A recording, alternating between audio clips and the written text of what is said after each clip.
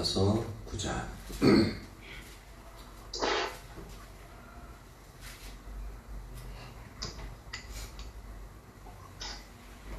9장 1절에서 5절까지 9장 1절에서 5절까지입니다.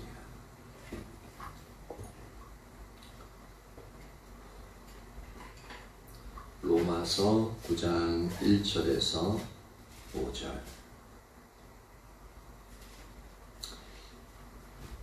다 같이 한번 읽어볼까요? 자, 시작. 내가 그리스도 안에서 참말을 하고 거짓말을 아니하노라. 나에게 큰 근심이 있는 것과 마음에 그치지 않는 고통이 있는 것을 내 양심이 성령 안에서 나와 더불어 증언하노니, 나의 형제 곧 고륙의 친척을 위하여 내 자신이 저주를 받아 그리스도에게서 끊어질지라도 원하는 바로라. 그들은 이스라엘 사람이라. 그들에게는 양자됨과 영광과 언약들과 율법을 세우신 것과 예배와 약속들이 있고, 조상들도 그들의 것이요 육신으로 하면 그리스도가 그들에게서 나셨으니 그는 만물 위에 계셔서 세세의 찬양을 받으실 하나님이시니라. 아멘. 이제 로마서 9장을 들어가는데요. 여기서 잠깐 로마서에 있어서 간단한 이제 그 구조를 한번 살펴보려고 합니다. 로마서 1장 18절에서 15장 13절은 이제 세 부분으로 나뉘어지거든요. 로마 서신서, 사도 바울이 로마 교회 성도들에게 보낸 이 서신서가 이제 로마서 1장 18절에서 15장 13절까지는 세 가지의 부분으로서 딱 명확하게 구분이 되어집니다. 첫 번째 로마서 1장 18절에서 이제 8장 39절까지, 즉 이제 로마서 1장 18절에서 8장 전체 39절까지는 어떤 내용이 되어져 있냐면 기독교의 구원론 전반에 대한 이제 논리적으로 그렇게 사도 바울이 진술을 하고 있어요. 그래서 여기서 가장 주된 주장이 뭐냐면, 사도 바울이 말했던 부분은 이제 이신득이, 즉 뭐냐면 믿음으로써, 믿음으로써 의를 얻게 된다. 즉 우리가 예수님을 믿음으로 말미암아 우리가 의롭게 되어지는, 그래서 구원함을 얻는, 이제 이 영역의 필요성과 원리와 또한 결과에 대해서 하나하나 이렇게 자세하게 논증하고 있습니다. 상당히 귀한 부분이죠. 이 로마서가 있기 때문에 기독교 교리도 이렇게 튼튼하게 세워질 수 있는 부분이 되어집니다. 그리고 오늘 이제 9장 1절부터 11장 36절 이 부분은 구약의 선민 이스라엘의 역사 속에 나타난 주권적인 하나님의 구원 섭리를 언급하면서 이 이신득이, 즉 믿음으로써 우리가 구원함을 의롭게 되어지는 이 진리는 이방인과 이스라엘 백성들 모두에게 동일하게 적용되는 것임을 말하고 있다라는 겁니다. 1장 18절에서 8장 39절까지는 그냥 기독교 교리 전체를, 이신득이에 대한 그 부분을, 이제 믿음으로써 이제 의롭게 되어진 그 부분을 아주 장황하게, 아주 자세하게 설명했고, 그리고 9장 1절에서 11장 36절까지가 좀 전에 얘기한 것처럼 이제 이스라엘뿐만 아니라 이방인들도 믿음으로써 의를 얻게 된다. 즉 구원함을 얻는다. 그러니까 이제 이스라엘은 그냥 혈통적으로, 이전에는 혈통을 따라서 하나님의 백성이 되어졌고, 그다음 율법을 행함으로 이제 그렇게 하나님의 축복을 누리는, 그렇게 이제 인식이 되어져 왔어요. 그리고 이방인은 어떻게 했다고요? 저 개나 돼지 지옥의 땔감 정도로만 생각했었습니다. 그런데 이신득이, 그러니까 로마서 1장 18절에서 8장 39절까지 기독교 교리 전반적인 교에서 이신득이를 설명하고 나서 그럼 구원받아야 될 대상이 누구냐라는 거죠. 그게 바로 이스라엘 백성들과 그리고 이방인 전부에게 이 믿음으로써 의롭게 되어지는 하나님의 진리가 다 적용된다라고 말하고 있는 겁니다. 그리고 마지막으로 12장 1절에서 15장 13절은 이 이신득이의 진리를 통해서 구원 얻은 성도들이 그럼 어떻게 살아갈 거냐라는 거죠. 하나님의 백성으로서 믿음으로써 구원 얻었는데 하나님 백성, 하나님 자녀로서 어떻게 살아갈 것이냐, 즉 실천 윤리에 대해서 이제 15장 13절까지 그렇게 다루고 있습니다. 이렇게 크게 로마서는 세 부분으로서 나뉘어져 있습니다. 그러면서 9장 1절에 이제 8장 39절까지 뭐라 그랬어요? 이신득이에 대한 교리적인 설명을 아주 자세하게 논증하고 있다라고 했죠. 그러면서 9장에서 완전히 분위기가 바뀝니다. 9장 1절에서 내가 그리스도 안에서 참말을 하고 거짓말을 아니하노라. 나에게 큰 근심이 있는 것과 마음에 그치지 않는 고통이 있는 것을 내 양심이 성령 안에서 나와 더불어 증언하노니. 이게 8장과 연결시켜보면 내가 그리스도 안에서 참말을 하고 거짓말을 아니하노라. 요걸 보면은 아까 8장에서 무엇을 얘기했습니까? 그리스도에서는 결코 정죄함이 없다. 그리고 성령을 따르는 자는 율법의 요구가 이루어지고 그리고 그 누구도 정죄할 수 없을 뿐만 아니라 그 하나님의 사랑은, 예수 그리스도 안에서 하나님의 사랑은 절대로 사라지지 않는다라고 이 부분을 강조하고 있었죠. 근데 만약에 이것이 연결된 거라면 내가 그리스도 안에서 참말과 거짓말을 아니하노라. 즉 앞에 문장에 대해서 내가 그 거짓말 하는 거 아니야. 그 예수님 안에서 하나님의 사랑이 끊어지지 않는다는 거 거짓말 아니야. 이렇게 연결되어질 수 있는데 뭐 그렇게 연결해도 될 것 같죠, 그죠? 근데 여기서는 그것을 말하고자 하는 게 아닙니다. 이제 논점이 달라졌어요. 아까 그래서 세 부분으로 나누었죠, 그죠? 논점이 달라졌어요. 뭐냐면 여기 1절과 2절 보면 2절은 1절에 포함되었다라고 이제 써 있죠. 원래 원문에서는 1절과 2절이 나뉘어져 있습니다. 그런데 그럼 왜 우리나라 말에는 이렇게 2절이 1절에 포함되어져 있다라고 하냐면 성경을 번역할 때 이 헬라어 이제 어순이랑 우리나라 말 어순이 틀리잖아요, 그렇죠? 그래서 우리나라 말 어순으로 맞추다 보니까 2절이 1절에 포함되어 버린 거예요. 원래는 어떻게 되어져 있냐면은 이렇게 되어져 있습니다. 내가 그리스도 안에서 참말을 하고 거짓말을 아니하노니. 그리고 끝에 들어가서 내 양심이 성령 안에서 나와 더불어 증언하노라 라고 되어져 있습니다. 다시요. 내가 그리스도 안에서 참말을 하고 거짓말을 아니하노니 내 양심이 성령 안에서 나와 더불어 증언하노라. 나에게 2절 나에게 근심이 있고 내 마음에 그치지 않는 고통이 있다. 그러니까 내가 그리스도 안에서 참말을 하고 거짓말을 아니하는데 바로 내 양심이 성령 안에서 나와 더불어 증언하고 있는데 무엇을 참말하고 거짓말을 아니하냐면은 나에게 큰 근심이 있다는 거예요. 바로 8장 39절까지는 뭐냐면 놀랍게 큰 기쁨과 확신을 가지고 있어요. 근데 여기서는 바로 큰 근심이 있고 내 마음에 그치지 않는 고통이 있다는 겁니다. 이게 8장 39절로 연결되면 말이 되게 이상하게 되어지죠. 뭔가 다른 게 나와야 돼요. 근데 전혀 다른 말인 거예요. 그래서 그럼 1절 뜬금없이 나오는 소리가 되어지는 겁니다. 근데 그것은 이제 3절부터 왜 그렇게 큰 고통을 겪고 있는지 그 영역을 이제 밝히고 있습니다.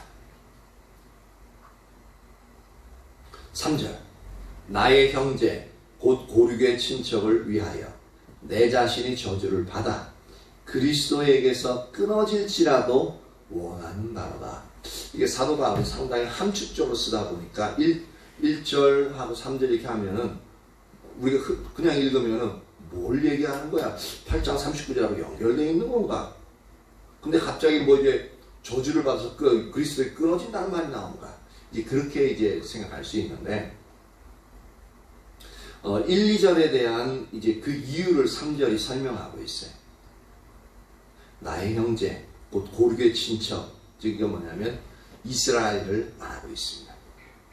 이스라엘을 위해서, 내 형제된 이스라엘을 위해서 내 자신이 저주를 받아 그리스도에게서 끊어질지라도 원하는 바가 뭘 원하냐? 바로 내가 그리스도에 끊어진다 할지라도 이스라엘만 구원받을 수 있다면 그것으로 나는 그것을 감수하겠다는 겁니다. 이게 대단한 거죠. 3층전까지 갔다 오고 하나님 나라가 얼마나 좋은 줄 아는 사도 바울, 그리고 그 누구보다도 예수님을 사모했던 바울, 그 누구보다도 예수님을 알기를 갈망했던 바울, 그리고 일생의 그 모든 것에 있어서 자기 유익한 것을 다 버리고 배설물로 여기고 그가 오직 한 가지만 원했던 것은 그리스도를 알기 원했고 그리스도 안에서 발견되어지기 원했던 사도 바울. 그런데 그 큰 열망보다 더 마음속에 큰 고통으로서 가지고 있는 열망이 있었는데 뭐냐면 차라리 내가 저주를 받는다 할지라도 바꿀 수만 있다면, 근데 자기 마음대로 바꿀 수 있는 영역이 아니거든요.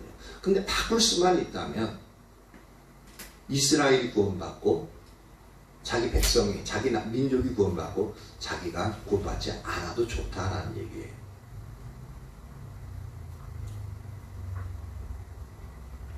여기서 3절 마지막에 원하는 바로라 라고 되어져 있는 이 부분이 뭐냐면 왜 제가 그렇게 이제 설명을 했냐면 원하는 바로라 라는 이거로 번역된 에위코베는 이제 유코마이, 헬라어 유코마이의 미완료 과거 시제입니다. 근데 왜 이게 중요하냐면은 헬라에서 미완료 과거 시제는 때로는 소원적인 미완료, 즉 소원이 아직 이루어지지 않은 용법으로 쓰이기도 합니다. 그런데 이것은 불가능하거나 비현실적인 소원이긴 하나 강렬한 희망을 나타낼 때 쓰여집니다. 다시요.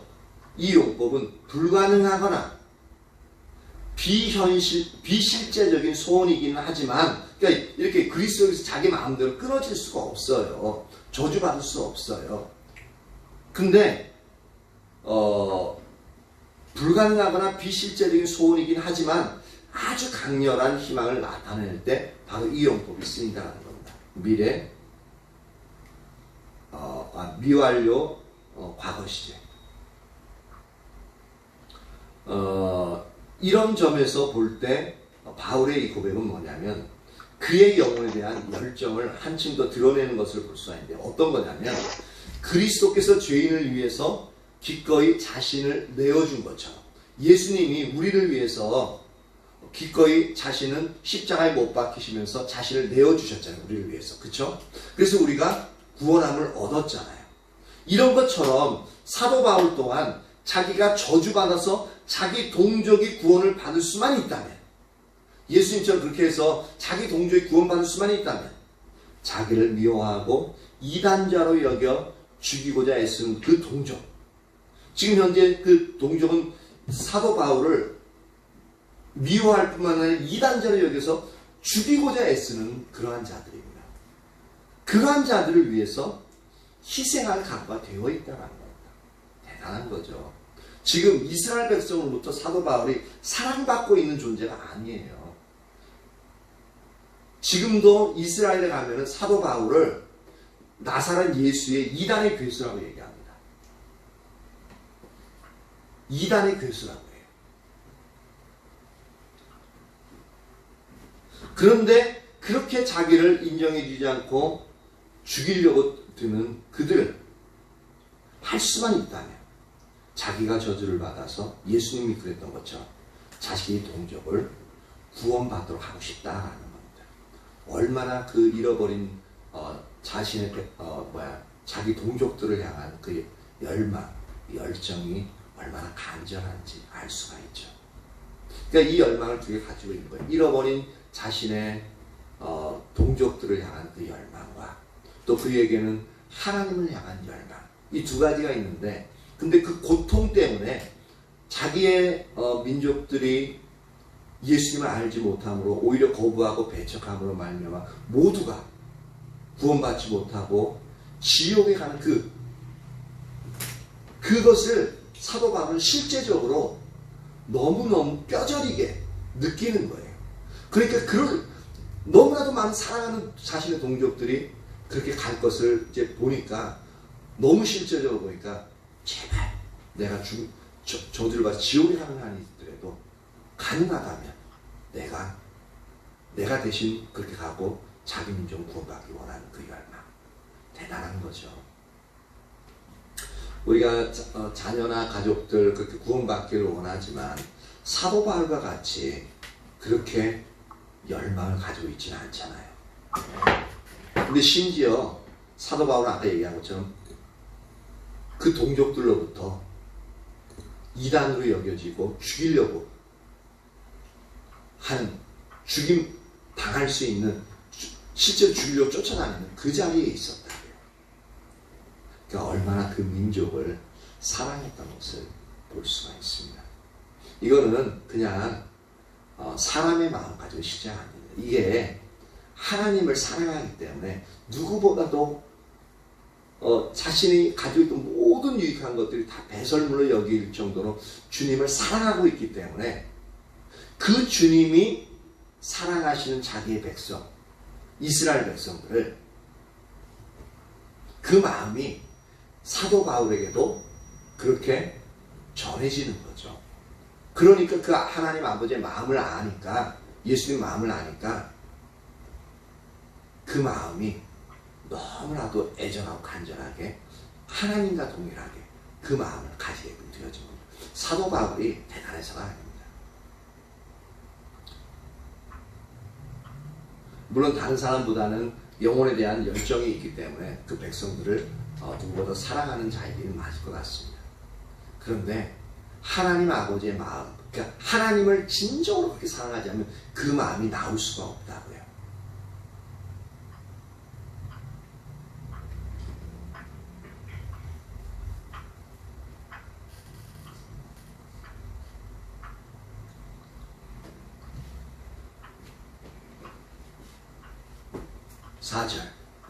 그래서 그 이스라엘 백성들에 대해서 이제 자기가 저주를 받더라도 이스라엘 백성을 구원하기를 원하는데, 그러면은 그 이스라엘 백성들이 근본적으로 나쁘냐? 그런 게 아니라 그들에게 놀라운 하나님의 특권을 가지고 있는 것을 한 8가지 정도로 이야기합니다. 이 8가지 사항은 이스라엘 민족만이 특별하게 하나님으로부터 받아 누린 영적인 특권들을 이제 나열하고 있습니다. 그게 4절과 5절에서 나오는데요. 4절 보면 그들은 이스라엘 사람이라. 그들에게는 양자됨과 하나, 영광과 둘, 언약들과 셋, 율법을 세우신 것과 넷, 예배와 다섯, 약속들이 있고 여섯, 조상들도 그의 것이요 일곱, 육신으로 하면 그리스도가 그들에게 나셨으니 8가지. 이렇게 8가지의 영적인, 이스라엘 백성들만이 가진 영적인 축복이 어떤 건지, 얼마나 좋은 것을 이스라엘에게 하나님이 허락하셨는지를 이제 이야기하고 있습니다. 먼저 그들에게는 양자됨이 있다라고 얘기하고 있죠. 양자가 된다는 것은, 원래는 양자는 하나님의 자녀가 아니었다라는 거잖아요. 그렇죠? 우리도 양자되었잖아요. 그죠? 예수님 믿음으로 말미암아. 근데 원래 아브라함을 통해서 이스라엘 백성들도 원래 하나님의 자녀가 아니라 잃어버렸다가 다시 되찾은 하나님의 백성인 양자됨이 있었어요. 그래서 왜냐하면 왜 양자됨이라고 표현하냐면은 혈통에 따라서 그냥 이어지는 거라면은 그냥 감사함과 고마움이 없잖아요. 하나님의 은혜라는 걸 인식하지 못합니다. 그러니까 자녀들이 부모가 얼마나 고마운 존재고, 그러니까 자기 자신들한테 잘해주고 잘 섬기고 원하는 거 해줄 때는 고마워 아빠 사랑해 그러는데 조금 자기가 싫어하는 거 안 돼. 너 그러면 안 돼. 막 혼내고 그러면은 아빠 미워. 그렇게 해버려요. 그러니까 자신이 얼마나 소중하게, 그러니까 부모로부터 얼마나 은혜를 많이 받은 존재인지 그것을 인식하지 못합니다. 마찬가지로 이스라엘 백성들도 마찬가지입니다. 그래서 그들은 양자됐다. 그러니까 만약에 자녀들이, 지금 현재 자녀들이 양자되었고 양녀되었다 하면 현재의 자세는 완전히 틀려지겠죠. 원래는 자신의 혈육으로서 부모가 아니기 때문에 자세가 완전히 틀려진다. 말하는 것도 하나하나 더 잘 들으려고 할 것이고, 그리고 자신을 이제 천의 고아를 그렇게 자녀로 삼아주니까 너무 감사해서 이제 그 쓸데없는 투정이나 그런 것들은 안 부리겠죠. 그쵸? 부릴 수가 없죠, 솔직히. 그러다가 혹시나 이제 쫓겨날까봐 이제 그렇게 두려워하는 부분도 있을 수도 있고, 그러지 않겠죠. 하여튼 여러 가지 면에서 지금 현재 원래 혈통적으로 태어난 자녀로서의 자세와 양자되었을 때, 양녀되었을 때의 자세는 완전히 다릅니다. 마찬가지로 이 이스라엘 백성들에게도 양자됨이 있다라고 하는 부분은 뭐냐면 하나님의 은혜로 구원받은 백성이라는 겁니다. 하나님의 은혜를 강조하고 있는, 하나님의 은혜가 머물러 있는 민족이라는 것을 강조하고 있습니다. 그래서 양자됨이 있다라고 표현하고 있는 것입니다. 그리고 여기서는 또한 이스라엘 사람들에게는 영광이 있다라고 표현하고 있습니다. 우리 아들 이름이 영광, 글로리인데, 근데 그것이 약간 독특하다고 학교에서는 뭐라고? 글로리, 영광, 굴비 그렇게 한다. 그러니까 이제 우리 아들은 또 자기 이름 가지고 놀리니까 너 죽어볼래? 막 그러면서 막 이제 쫓아다니고 막 그러나 봐요. 그래서 야, 그 이름 유명해가지고 그럼 얼마나 좋은지 뭘 그거 가지고 막 열받고 그래? 그러면 아이 그래도 나가 놀리잖아. 야 그럼 그래 나 놀라운 영광을 가지고 있어. 그럼 얼마나 좋냐? 아니라고? 여기서 영광은 무엇을 뜻하냐면은 하나님의 영광을 말하고 있습니다. 이스라엘 백성의 영광을 말하는 게 아니라 하나님의 영광을 의미하는 부분인데, 이 하나님께서 자기 백성을 보시려고 내려오실 때 나타난 하나님의 웅장한 영광의 빛, 이 부분을 말하고 있습니다. 그 하나님의 영광의 빛. 그러니까 이스라엘 백성은 그렇게 역사상 이렇게 하나님의 영광을 가까이서 직접 눈으로 본 백성이었죠. 그쵸? 출애굽해가지고 광야 40년 동안 하나님의 영광을 직접, 영광의 빛을 눈으로 본 백성들이었습니다. 그래서 이스라엘에게는 영광이 있다라는 표현이, 하나님의 영광이 있다는 표현을 그렇게 씁니다. 하나님의 영광을 본 자들. 그리고 40년 동안 구름 기둥과 불 기둥 속에서 하나님이 인도하신 하나님의 영광을 본 자들이었죠. 그러니까 놀라운 하나님의 축복을 받은 백성임을 다시 한번 이야기하고 있습니다. 그리고 또한 이스라엘 백성들에게는 언약들이 있다라고 표현하고 있습니다. 이 언약들은 원래 헬라어 원형으로는 디아데케라는 이제 단어인데, 이것은 법령 또는 언약 등을 뜻하는데요. 고전 헬라어 문헌에서는 이것을 유언이라는 의미로도 사용하기도 합니다. 즉 유언이라는 이 부분은 뭐냐면 한 번 이렇게 선언되면, 발효되면 어느 누구에 의해서도 취소될 수 없는 결정이라는 그런 의미가 담겨져 있습니다. 유언이 원래 그렇잖아요. 이제 죽을 때 이렇게 유언을 닦는 그 유언장에 도장 딱 찍어 놓으면은 그 누가 중간에서 유언과 다르게 막 이제 막 행동하려도 그게 안 되죠. 변호사 그 유언장을 가지고 그대로 그 유언을 그대로 집행하게끔 되어 있어요. 변하지 않습니다. 한번 떨어진 것은. 여기서 하나님의 이 언약들의 의미에서도 한 번 하나님이 약속하신 변형되어지지 않는 그 의미를 유언과도 같은 그러한 의미를 가지고 있는 것이 여기서 언약들이라는 부분입니다. 그래서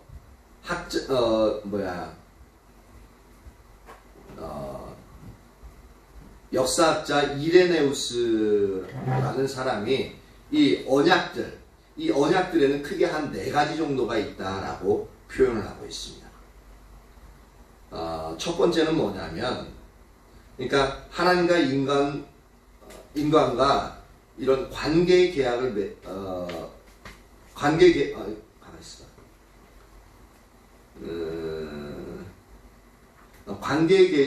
계약을 맺으셨는데 그 첫 번째가 뭐냐면, 첫 번째 언약은 홍수 후에 노아와 이루어진 것입니다. 홍수 후에 노아와 이루어진 것. 이게 바로 무지개 언약이죠. 그쵸?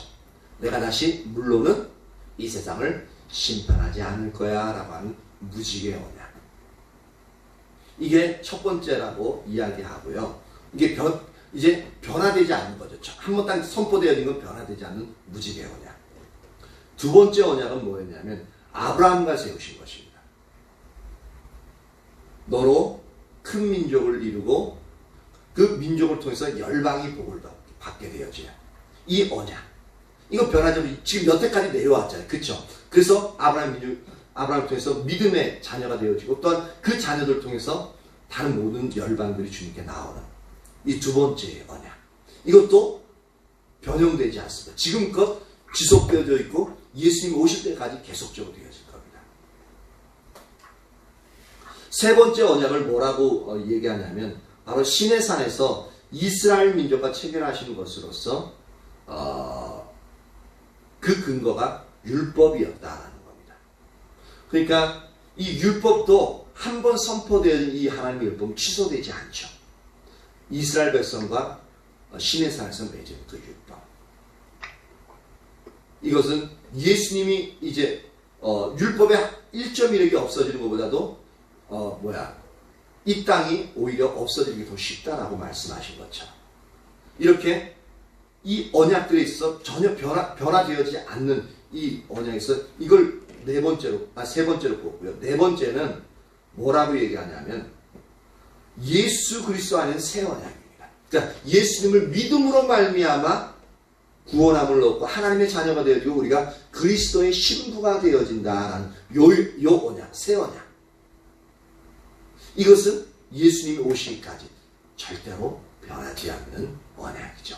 요 바로 이 4가지로 이제 얘기하는데, 왜냐하면 왜 이 부분을 얘기하냐면 이 언약들이라는 헬라어 단어 디아데케 이 단어 때문에 그렇습니다.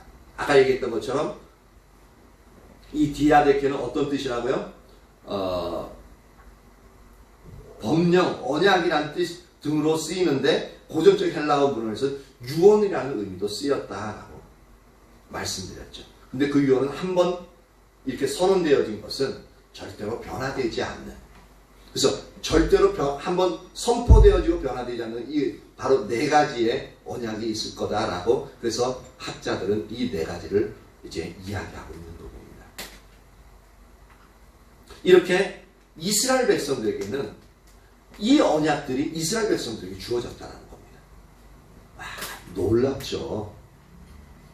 만약에 이 나라와 이 민족에 있어 대한민국에 있어서 모든 되어지는 것이 만약에 저희 가문 이동준이라는 이 가문가 통해서만 이루어지고 이 뿌리를 통해서 이 대한민국이 성립될 수 있다고 변하지 않는 언약들을 4가지 준다고 해보십시오.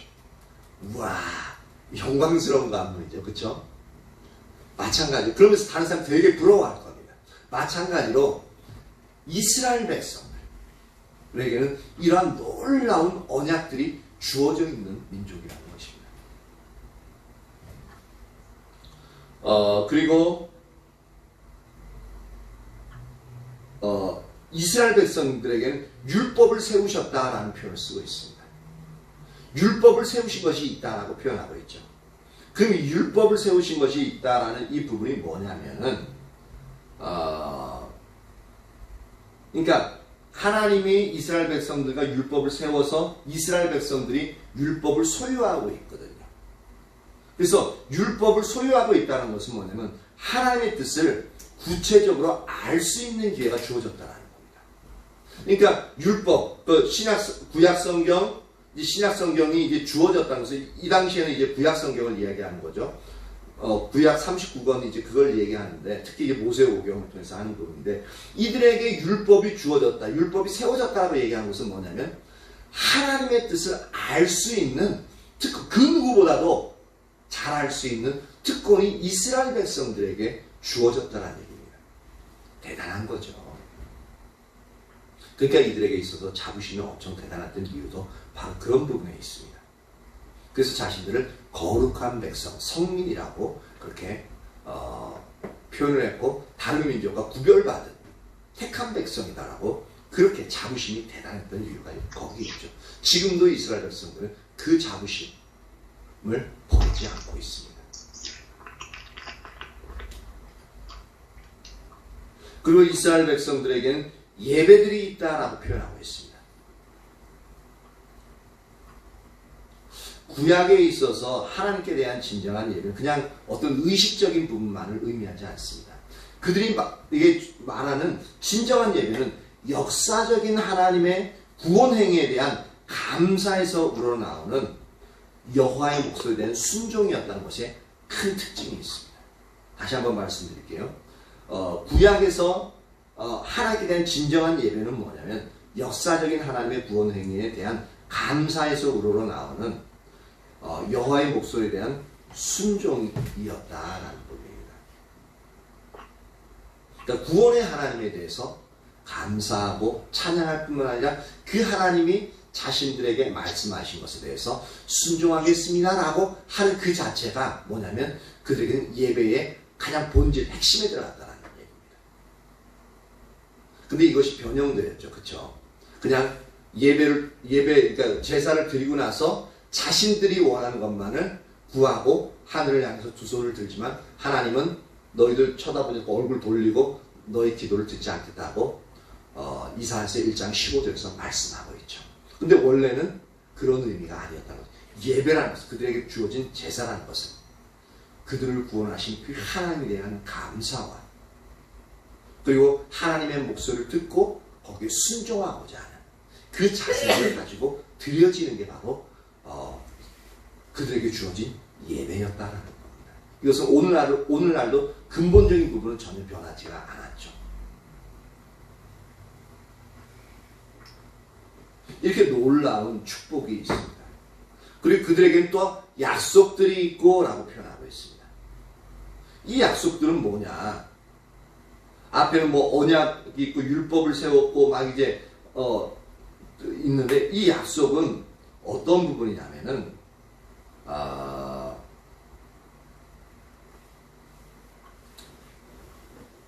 이 약속들은 바울이 여기서 염두에 둔 것은 뭐냐면 하나님의 이스라엘에 대한 구원과 축복의 약속들을 모두 포함되어져 있는 부분을 말하고 있습니다. 하지만 그 중에서도 이스라엘 백성들에게 약속이 있다라고 단정적으로 이제 사도 바울이 이 글 전체를 봤을 때 이렇게 주목하고 이제 이야기하고자 하는 의도의 약속은 뭐냐면 바로 메시아에 관한 약속이었습니다. 이스라엘 백성을 통해서 오실 메시아에 대한 약속. 구약에서는 오실 메시아를 기다렸고, 그쵸? 그 약속이었고, 신약에서는 다시 오실 메시아에 대해서 우리가 기다리고 있죠. 이 약속을 바로 이스라엘 백성들이 가지고 있다는 겁니다. 너무 대단한 거예요. 그리고 7번째, 5절, 조상들도 그의 것이요. 혈통으로 하면은 믿음의 조상들 있잖아. 이스라엘 백성들. 아브라함, 이삭, 야곱, 모세, 모든 그 혈통이 왜 이방인이 아니에요. 그 혈통이 그 조상들은 전부 다 현재 있는 이스라엘 백성들의 조상들입니다. 그러니까 정통성을 가지고 있는 거죠. 정통성을 가지고 있는 자와 가지고 있지 못한 자에 있어서 상당한 차이가 나잖아요. 그렇죠? 서자와 적자의 차이는 엄청난 차이가 있습니다. 그래서 옛날에 있어서 그 왕손에 있어서 왕의 자녀들에 있어서 적실, 그러니까 원래 부인에게서 난 왕자와 이 첩에서 난 왕자는 똑같은 왕자이지만 전혀 다른 대우를 받게끔 되어지죠. 이처럼 이스라엘 백성들은 그렇게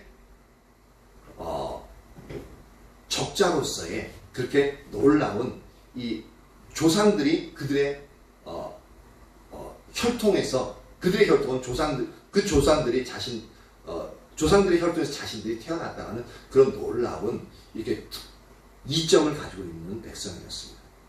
그리고 또한 육신으로 하면 그리스도가 그들에게 나셨습니다. 예수님이 태어나셨는데, 그렇죠? 지금 현재 이제 신약시대에 예수님이 태어나셨잖아요. 근데 그 예수 그리스도도 뭐냐면 이스라엘 백성들 속에서 나왔다는 거예요. 이방 민족에서 나온 게 아니라 메시아가 이스라엘 백성들 속에서 나왔어요. 이것도 놀라운 자부심을 가질 수 있는 부분입니다. 만약에 저희 가문에서 저희 아들이 나중에 대통령이 되었다 그러면 와, 네가 목사가 된다고? 아멘? 엄마 또 아멘이야. 가문의 영광. 할렐루야.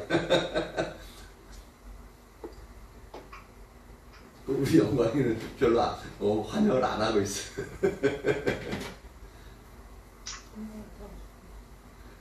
이렇게 육신으로 하면 그리스도가 그들에게 나셨으니, 그 그리스도는 누구냐면 그는 만물 위에 계셔서 세세에 찬양받으신 하나님이시라. 하나님이 세세에 만물 위에 계시고 세세에 찬양받으신 그 하나님이 육신을 입고 오셨는데, 그것이 바로 이스라엘 백성들을 통해서 나왔다는 겁니다. 와, 이게 엄청난 축복이죠. 그렇죠? 이렇게 이스라엘은 이런 놀라운 영적인 축복을 다 지니고 있는, 그 특권을 누리고 있는 이스라엘 백성이라는 겁니다. 그런데 이렇게 놀라운 축복을 받고 있는데, 근데 3절에 뭐라 그래요? 나의 형제 곧 고르게 친척을 위하여 내 자신이 저주를 받아 그리스도에게서 끊어질지라도 원하는 바로다. 그러니까 지금 현재는 어떻다는 거예요? 이에 놀라운 하나님의 축복을 이스라엘 백성, 조그만 이 민족에 주셨는데, 말로 형용할 수 없는 축복을 주셨는데, 그들은 정작 그 하나님에서 떠날 뿐만 아니라 그 하나님이 보내신 예수 그리스도를 십자가에 못 박아 죽인 존재예요. 그리고 지금 현재로서는 그 예수님을 못 박아 죽일 뿐만 아니라 지금 예수 그리스도 복음을 전하고 있는데, 그 복음을 전하는 자신을 죽이려고 달라드는 그 자리에 있다가, 그러니까 사도 바울이 얼마나 마음이 아프겠냐는 거죠. 그러니까 내가 그리스도에 끊어질지라도 이스라엘 백성들, 내 민족들만 구원받을 수 있다면 난 그걸로 족하다 라고 그렇게 고백하고 있는 겁니다. 우리는 이제 조금은 알 수 있잖아요. 부모된 자들은 자녀들이 좀 뭐 잘못되고, 만약에 부모가 죽어서 자녀들이 살아날 수 있다면 어떻습니까? 차라리 내가 죽어서 내 자녀, 내 아들, 내 딸을 살리겠다라고 그 부모들은 그 마음을 가지고 있잖아요. 그렇죠? 사도 바울의 마음이 바로 그 마음, 그거보다 더 큰 마음을 가지고 있는 거죠. 우린 자녀니까 그런데 오히려 이 이스라엘 백성들은 사도 바울을 이단자로 몰아서 죽이려고 하고 있다니까요. 엄청난 하나님 아버지의 마음이 그 속에 부어진 거죠. 이렇게 로마서 9장 1절에서 5절까지 살펴보았는데, 이 부분을 보니까 사도 바울이 자신의 민족에 대한 하나님 아버지의 마음, 그것도 아주 구구절절하고 간절한 그 하나님의 마음이 그렇게 부어져 있는 것을 볼 수가 있습니다. 이 부분에 이 하나님의 마음이 저와 여러분에게도 부어지기를 축복합니다. 그리고 또 하나 우리가 잊지 말아야 될 것은 우리가 예수 그리스도를 믿음으로 말미암아 우리에게 주신 영적인 축복들입니다. 우리에게 주신 특권들, 하나님의 자녀로서 그리스도의 신부로서 난 율법을 가지고 있고, 오히려 지금 우리가 새 이스라엘이잖아요. 똑같은 이스라엘 백성들이 그들에게는 양자됨이다. 우리도 양자됨이죠. 하나님의 영광을 받죠. 그리고 언약들이 우리에게 있죠. 그 율법을 우리에게 주셔서 하나님을 알게 하시고 율법을 통해서 하나님 말씀 지켜나가게 하는 거죠. 예배가 있죠. 약속들이 우리에게 있죠. 다시 오실 메시아.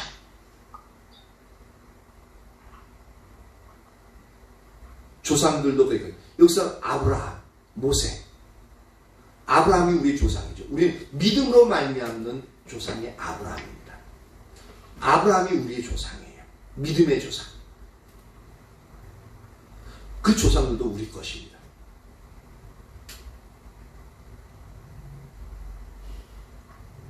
그리고 육신한 그리스도가 그들에게 나셨어요. 이거는 아니네요. 이건 아니고 오히려 그분이 우리를 위해 십자가에 달려 죽으셔서 그로 인해서 우리가 소망을 갖게 되었지. 그 영역이 있네요. 이처럼 우리들에게 있어도 우리가 예수님을 믿음으로 말미암아 놀라운 축복의 약속들이 우리에게 이미 주어져 있습니다. 이 은혜들을 이스라엘과 같이 잊지 않고 기억하는 저와 여러분 되어지기를 예수님의 이름으로 축복합니다. 이 두 가지의 은혜가 우리의 마음속에 온전히 새겨지기를 축복합니다. 우리 반주자 나오세요.